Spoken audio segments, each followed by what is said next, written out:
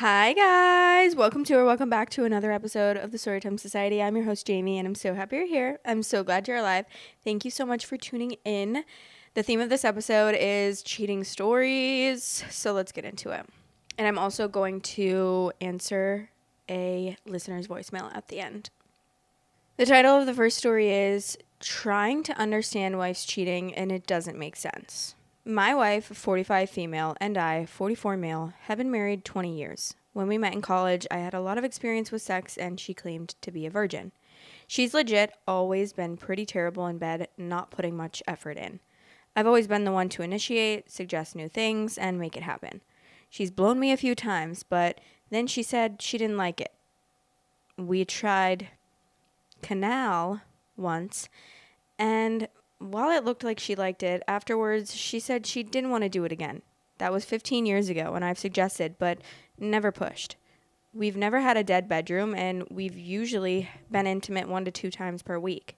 She rarely initiates, but she seems to enjoy it, and she always finishes. She started a new job 5 months ago and has been a little more distant/busy at times, but otherwise totally normal. The job requires her to travel 2 to 3 times per month, 1 to 2 days per trip, sometimes longer. We're having dinner together, going out, snuggling, being intimate. She's at her mother's house for a few days, and my laptop crapped the bed, so I started using hers. A couple weeks ago, we were talking about some old movies of the two kids who are now in college and searched MP4. A bunch of movies I was looking for came up, but also one of her spread eagle on a bed naked. It looks like a hotel room, and initially I thought she made it for me and chickened out on sending it. She's never been aggressive about sex, and she never seems to want to talk about it. And then the camera moves, and it's obvious someone is now holding it. I found 11 videos of my wife with another man. I'm shocked and crushed that she would do this at all, but what I watched and heard has obliterated me. Every video is a hotel room, and it appears to be several different rooms. These videos are 20 to 60 minutes long with lots of starts and stops, and so it's hard to determine time periods. She's partially bound in most, and she's doing and saying absolutely filthy things. At one point, she asks if she's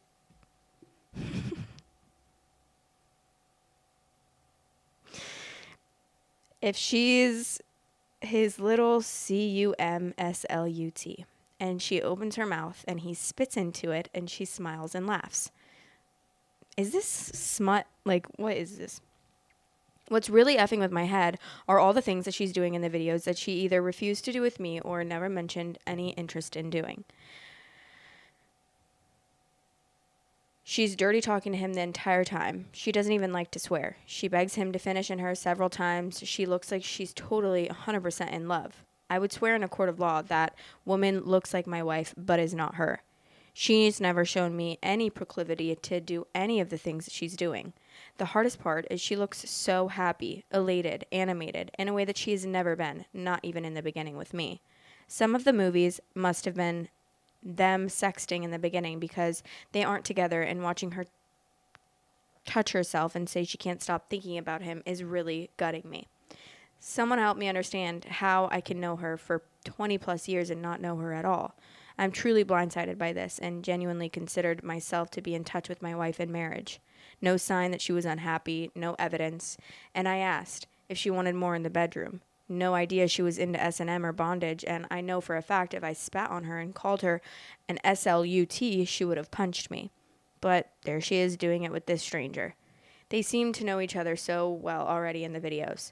She knows how to react, without him even asking.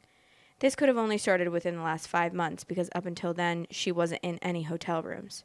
What's really effing me up is she comes home from these trips and acts like nothing happens. She usually initiates sex too, and I figured she just missed me. I'm beyond pissed that she would put her health and my health at risk because we don't use condoms either. She's had a tubal ligation. And in retrospect, I've been getting this effing guy's sloppy seconds. I know I'm divorcing her, but I'm just trying to wrap my head around the total disconnect between what I watched and the person that I thought I knew. Has this happened this way to anyone else? It almost looks like she's having some sort of mental break from reality because it's unlike her, but she's fine at home. I've been sitting on this for a few days, and she's not coming home for a few days. I'm thinking of just being gone when she gets home. I'm collecting evidence. I have an STI panel tomorrow. This whole thing is just effed. That was so uncomfortable to read. Like the amount of details he included, and some of them I didn't even read because they were just way too inappropriate. Like I feel like I'm reading a freaking 50 Shades of Grey book. I feel bad for you. Yes, of course. I do. But like I guess you have to I mean, I guess it's fine. You have to include those details cuz like that's the weight of the situation, but it just almost sounds like he's like writing this like fan fiction or something. The top comment says, "It's good that she'll be gone for a few days. This is your chance to get a step ahead. Get the STI panel, see a lawyer, start the separation of finances, close off credit cards, get copies of financial records, and store them somewhere safe out of the home. I'd copy and store those videos. I'd also just take the computer you found them on and store it somewhere safe out of the home, too. No telling what else might be on it. Don't drink or do drugs at this time. You need to be as level headed and smart as possible at this moment. Stay as calm as you can. Don't spend too much time trying to figure out why. You'll have plenty of time to try and figure that out. Move and get a jump while you can do so unhindered. Be proactive, not reactive. My sympathies. Sometimes life can just be awful. Keep your head up. You will get through this. Good luck." Okay, I'm just going to move on from that because I'm scared of that, honestly. Like, just a little bit of fanfic to loosen you up a bit, okay? The next story is titled, "I'm moving out tomorrow. Husband doesn't know I found out that he's having an affair." So the original is like so short. It just says, "When I found out about the affair, it devastated me. I'll be gone tomorrow when he gets home from work, and he has no idea it's coming." And then 3 years later, she updates and says, "My update is not exciting, but I, female 39, did receive some supportive comments, so I wanted to post one more time. Truthfully, I forgot about my first post until I tried to make an account for something else and got a message that my email was already used for an account. My update is that I'm now divorced. It has been a month since my divorce became final. I moved out while my ex-husband, male 39, was at work. The day after I wrote my first post, in my country, you have to be separated for 1 year before you can get a divorce. Then, my ex-husband dragged the process out for 2 years because he didn't want a divorce, even though he was the one having an affair with a colleague. I moved out because my ex-husband inherited our home before we met, so I wouldn't have had any right to it in the divorce. I had to leave. I haven't seen or talked with my ex-husband since I moved out, and I don't plan to ever again. During the divorce process, my solicitor communicated with his. Even though my ex-husband wanted to see me and explain, I didn't care to confront him about the affair, get any details, or hear whatever explanation he was going to give. Divorce is only no fault, so the affair made no difference during the divorce process anyways. We had been married for 10 years when I left, but he broke my heart, and I don't need to see or talk to him ever again. I have a life without him. That's my update. As boring as it was, if you left a supportive comment, thanks for doing that." The dragging it out, why is it so common for like, why are you the cheater dragging out a divorce? Like, why don't you just let it happen? Because he's probably some loser narcissist that is just a straight asshole. And ew, sorry, this is hitting a little too close to home. It's just so annoying because I literally, somebody very close to me was just going through a divorce for like 3 years with the absolute shittiest person of all time, and he's still dragging it out. Like, he's still dragging it out, and it's so annoying. Like, he's the worst actual person ever. And the amount of stories I've heard about him, okay, from around the town of like, he's taking pictures of all these girls, he's going to yoga classes and taking pictures of the young girls, like he's harassing all of these girls, like, oh my God. And people call me and tell me that, okay? And I'm like, that is crazy work. That is crazy work. And apparently he also, this is like so vague, obviously, because I don't want to like expose who this person is, but some of you might already know who it is. I don't know. But we go to the same gym, and so I see him there sometimes, but we don't talk. I'm never going to talk to that man again. And every time I see him at the gym, I always pretend that I don't see him. Like, I don't care to acknowledge you. Like, I'm not even going to acknowledge your existence or the fact that you are even there. And he always tries to get me to see him. And it's so embarrassing. He walks back and forth past me like 20 times. He'll like do like la di da. Like, I don't even know what he's doing. He'll be doing the most random stuff, like going to throw something away and then going to throw something away again and then walking back and forth here, acting like he's looking at something or reading something or something like that, like right next to me. I'm like, bro, I'm literally not even looking at you. I didn't look at you once. I saw you out of the corner of my eye one time, and then I never looked at you again so that you wouldn't think that I saw you. So that you just thought. And he's telling one of our mutuals that I take pictures of him in the gym. Yeah, okay. You probably take pictures of me and other girls in the gym. You're creepy weirdo.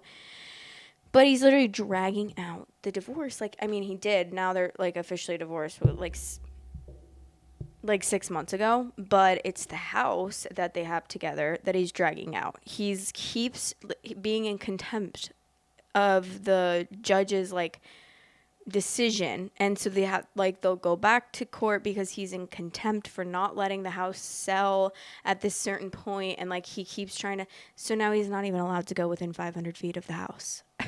Like, he literally, the house has a restraining order on him, which is just crazy. I never even knew that was a thing because he's like ridiculous. So it's been years. It's been like 3 or 4 years, and that freaking house has just been sitting there. And I don't know. It's like he can't let go of it because it's the last thing he has. But it's like, dude, are you delusional? You're never going to be getting back together with this person, anyways. But something is going on. I mean, clearly, like someone literally, this one girl that I met, this random girl that I met, I think I told you guys this story, but this random worker I met at like a store when I was trying to get my cable box heard this name and immediately was like, oh my God, do you know this person? And I was like, yeah. And she was like, he's been stalking me for the past year.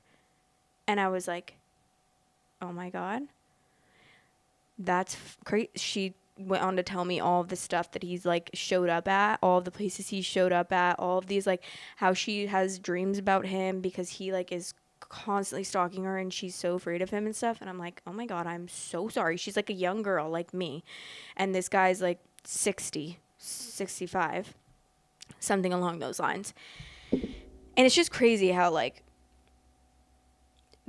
obviously the wife did not know any of this. Like, she didn't know any of that. I mean, he's done so many terrible things behind her back while they were like married as well that obviously led to the divorce, and like she just let it slide. But it was like a narcissistic abusive relationship and just insane things. And insane things that I'm finding out by like from my friends about it. That is just like so crazy to me. So, yeah, that's just giving that. That's what it's giving. Okay, someone posted this to my subreddit actually, and if you guys are interested in posting to my subreddit and like telling your story, it's in the description. The link is in the description. It's this r/Storytime Society subreddit, and it's growing. The members are growing. I love it. Okay. The title is, My Boyfriend is Liking Other Women's Revealing Thirst Trap Photos and Won't Stop After Being Asked. Is it cheating? Is it worth breaking up over? My boyfriend, 37 male, and I, 38 female, have been dating for 2.5 years. About a year ago, I saw that my boyfriend liked this girl's Instagram photo.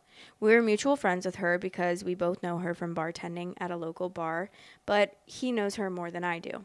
I don't ever hate on women and what they post. It's their profile, therefore it's their choice.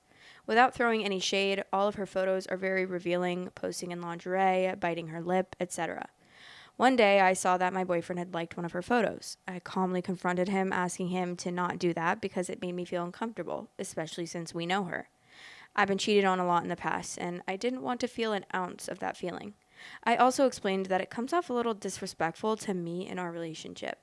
He agreed to stop. Months passed by, and I noticed he did it again with a couple other girls who he knows, and they're revealing photos. I again, calmly, with a little annoyance, confronted him and asked him why he keeps doing it.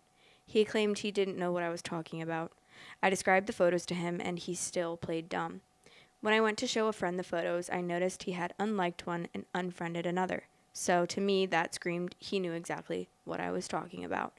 At that point, we had already had the second talk about it, and he had promised to stop, so I didn't feel the need to reopen that conversation at the time. Well, now it's happened a third time, except this time he's liking these girls' photos with his business account, as if I wouldn't see it or notice it. I have yet to confront him about it. I'm feeling so many feelings and questioning myself and my worth. I don't feel like this is cheating, but it's definitely crossing a line. But is it worth breaking up over? If he can't be trusted with something like this, can I trust him at all? I would love any advice you could give. Yeah, break up. It's worth breaking up over. Especially, first of all, the thing that I think is like that should be a boundary that you don't even have to set. In my opinion, I think that should be a boundary that you don't even have to vocalize. Like I think that's just like a unspoken thing in a relationship. Like, hey, probably don't like literal nudes of girls on a public platform. Like, what the hell? And then if they do, it's like, okay, let's give them the benefit of the doubt. Maybe they're idiots. I don't know. But let's give them the benefit of the doubt and we'll just tell them that it's bothering me. Like, hey, it's bothering me. Because maybe, the excuse that they always use is, I just go down my feed and I like every picture. Okay, let's say that is the case, which 99% of the time that's just an excuse. Let's say that is the case. Okay, well, can you stop doing that then? How about just don't like any pictures? Because is it necessary? No. And also, it would help our relationship. And not liking photos on Instagram isn't going to hurt you, and it's not going to hurt anyone else either. And then once you talk to him about it, he continues to do so. And then you talk to him about it again, and he goes on another account to do it. Like, what is happening? Why does it need to happen? Is he having some sort of like reaction where it's like, I have to like this picture or I'm gonna like have a freak out. I can't go without liking this picture. That's just so confusing to me. What is the point of that? I never understood what the point of that was, like liking revealing photos. I also think it's embarrassing, like, and people might have different opinions on this. I've talked to like some friends about it, and my friends are pretty split on it. I have one friend that is like, I don't care if he likes a naked photo of some big juicy ass and I see it and other people see it, that like it says blah blah blah and 70 others liked it. And I'm like, see, the thing is, you don't care, but I see that and I'm embarrassed for you. Like, I'm embarrassed that he did that. I'm like, ew, that's actually so weird. I'll see like old friends and their husbands are liking like these, which don't ask me why I follow like thirst trap girls. Like sometimes I don't know. I follow like some weird accounts sometimes like on Instagram, and it's like fully just so inappropriate photos. And if I see like blah blah blah, like this girl's husband and 700 others liked this photo, and it's like a completely so obvious that you shouldn't like that photo as a man in a relationship, I'm like, I feel bad for you. I feel bad for that girl that is married to him or dating him. So I feel like that's another side to it. It's like, okay, well, also, what if my friends and family, what if my mom is scrolling and like she's scrolling on, I don't know why that would ever pop up, but like a girl's asshole's out and like she sees that you liked it, I'd be like, oh, if I would like, I don't want my mom to see that or anyone in my family to see that kind of stuff that you're like liking that. I don't know. Maybe I'm wrong, but that's how I feel. So my feelings are valid, okay? But I don't think that it's necessarily cheating. And maybe some people do. And I do know that other people have different like parameters for what they decide is cheating and what they don't. And I respect that. I necessarily don't find that as, I personally don't find that as cheating. And I wouldn't feel cheated on if that were my situation. But I would definitely feel very disrespected. And I would be very upset. And I would have a stern talking to. And then if that just like kept happening, I would definitely be reevaluating my relationship.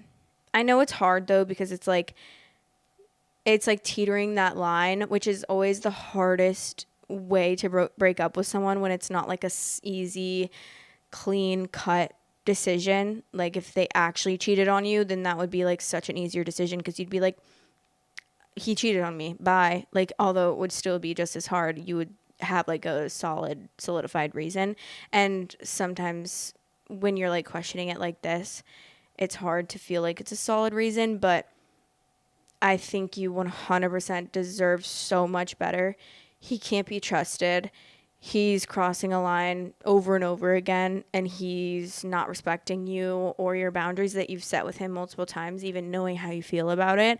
And what is it hurting him to stop liking these pictures? Like, that's the thing that doesn't make sense to me. If he really cared and really cared about your guys' relationship and wanted it to be healthy, he wouldn't be liking those pictures and like continue doing that. He would respect you enough to stop. I mean, he should respect you enough to not do it in the first place, but I guess sometimes people like sometimes men like that need their hand held a little bit. Someone commented, it's time to upgrade to a new boyfriend. You need loyalty, honesty, transparency, and fidelity in a relationship. You don't have those things. I'm sorry, it's time to move on. 3 strikes and he's out. Yes, 100%. OP, a boy who cannot control his lust is a waste of your time.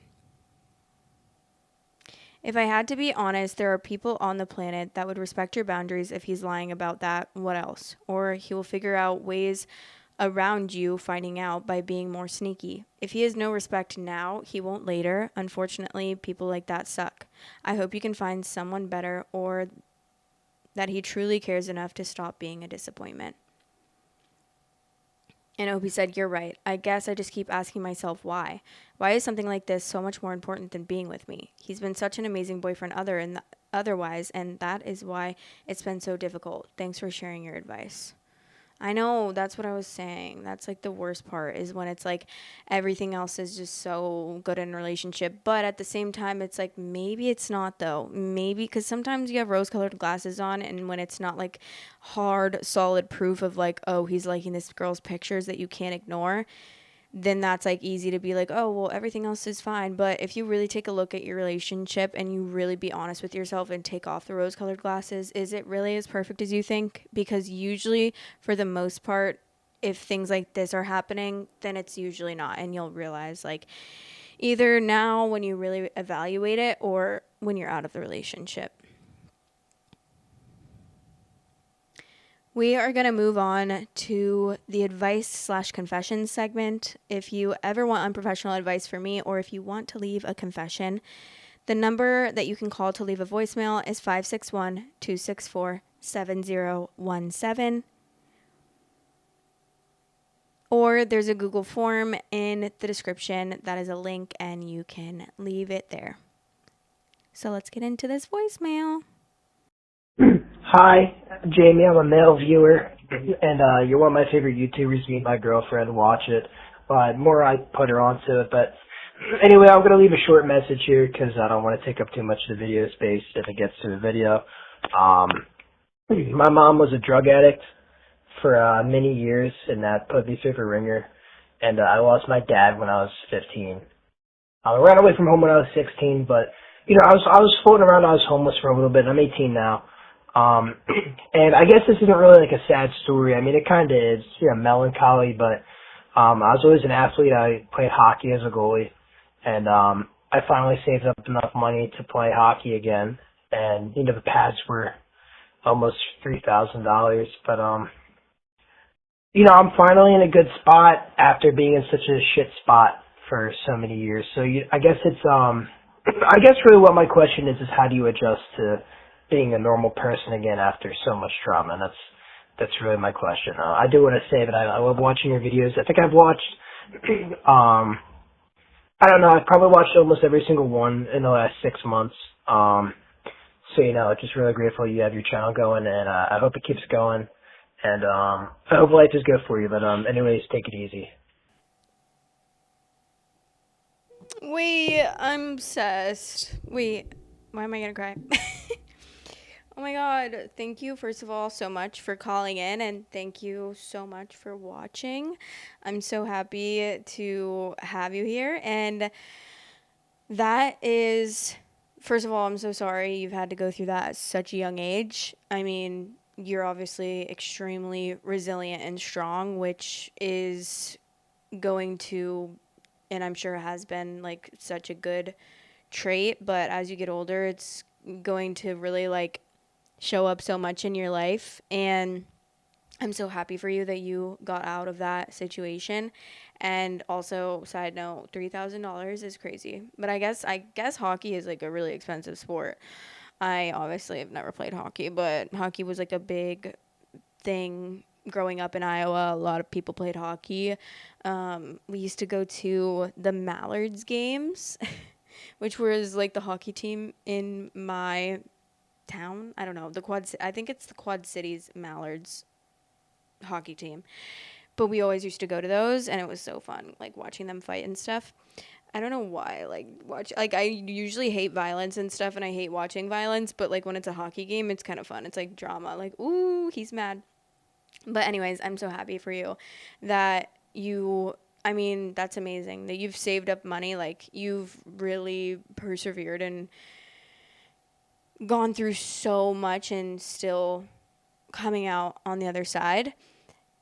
I obviously have never been through something that hard in my life. Like, I've had my own, obviously, trials and tribulations, but I can definitely not say that I've gone through that tough of a situation. Like, being homeless, I'm sure, is just at such a young age as well, is such a hard position to be in.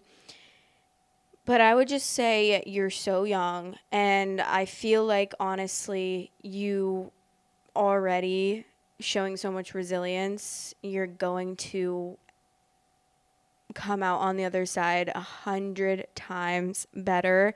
You're gonna progress every day. And I think just, trying to keep the same attitude. It seems like you're a pretty positive person for going through everything that you have at such a young age, and you're able to do so much already as an 18-year-old, and I feel like that's going to get you really far.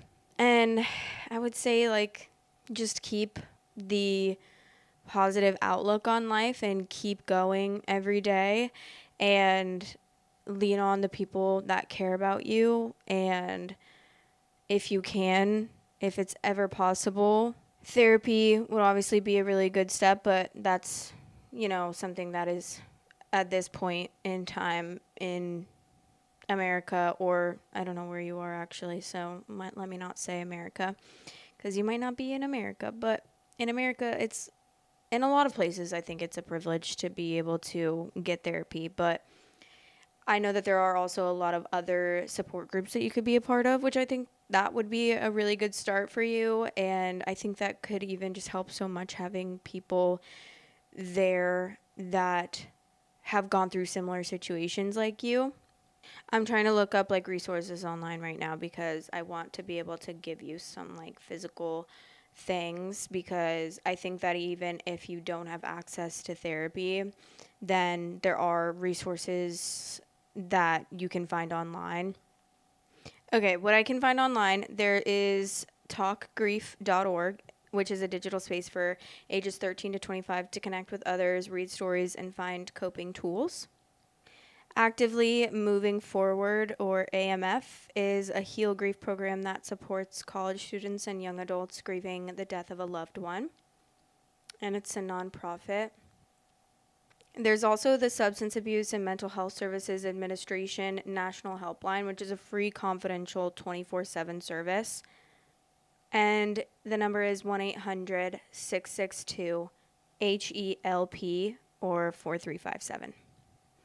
But other things that I think are important are obviously being, putting your energy into things like hockey, because that seems like something that you love. And I think that's a great way to just be in a different it's so nice to be able to have like a hobby, even though it sounds like a very expensive hobby, that can take your mind off things and that you can put your energy into and think about and that you can look forward to. That like really helps me, like with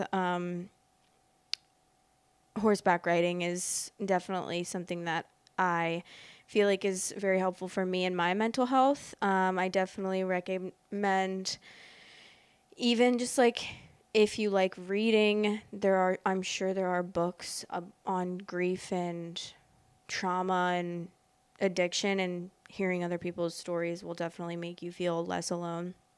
And I always recommend journaling, because journaling I just feel like can be so helpful, and you can do so many different types of things when you journal. Like you could, write letters to your parents in a way that is just for you, if that's something that you would want to do. And you could write about your grief, or you could write about your anger, or you could write about your experiences being homeless and what that did for you, because sometimes just like putting stuff out on paper is very helpful. But I just want to let you know that you are already doing so amazing, and don't feel the pressure to be immediately like so much better and so much, so healed at this point in your life. You're 18 years old. Like, time definitely heals as well. That's a big part of it. You're already doing so amazing. So you really should be so proud of yourself, honestly. Sorry, I'm actually such a baby. I literally cry about everything, but I am so proud of you, and thank you so much for calling in, and I really appreciate it. And I hope that everything gets so much better tenfold for you over the course of your life, and I think that it really will. But that's the end of this episode. Thank you guys so much for tuning in. And if anyone else has any advice for the caller, that would be much appreciated. I know that there's a lot of people that watch that have struggled with substance abuse personally in their lives, or have struggled with family members that have substance abuse, or have gone through similar situations as the caller went through. And I mean, everyone is so diverse, and I've heard so many stories from the comments of this podcast that has always really opened my eyes. And I really love hearing everyone's stories, and I just feel like you guys can probably help so much, because I'm sure a lot of you guys have gone through similar situations, or even if you've just gone through one thing that he went through, I'm sure you can help so much, because, being someone that hasn't gone through like those exact situations, there's only so much knowledge that I have about it, and I feel like I want this person to get the most they possibly can. And I know that you guys are always so helpful in the comments, especially when you guys have gone through similar things or you have advice to offer. But always remember to be kind, and I love you guys so much. Thanks for watching. Bye. Storytime Society is now available on all listening platforms. If you are on any of those listening platforms, I would really appreciate it if you rated me 5 stars. Thanks for all the support. Love you guys. Thanks for watching. Please like, comment, and subscribe.